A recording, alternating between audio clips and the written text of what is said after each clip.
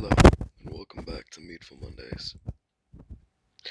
Today, we'll be telling the story of Thor's deal with Hungrer.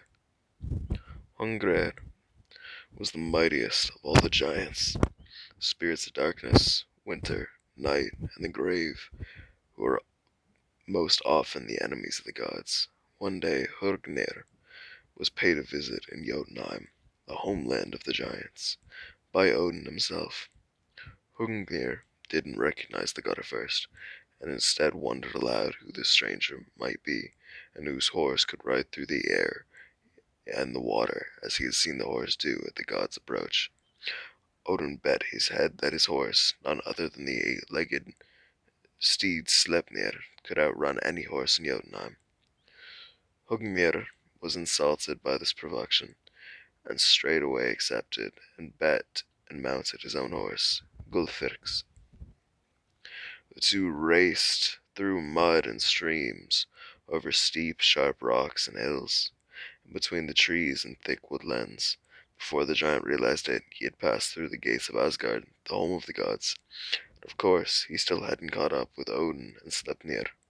The gods, seemingly in good cheer, invited him to drink with them. After he'd become drunk, he'd become belligerent and boasted that he would kill all of the gods, except for Freya and Sif, the wife of Thor.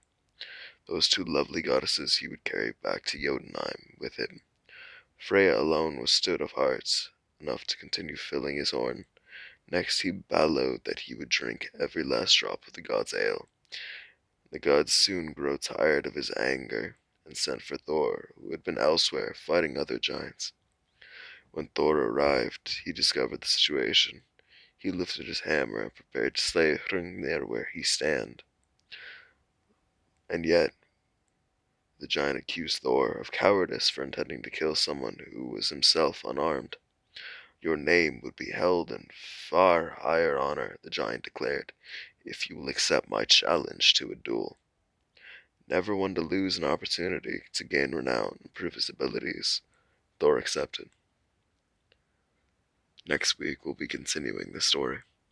Thank you very much for listening, and have a wonderful day.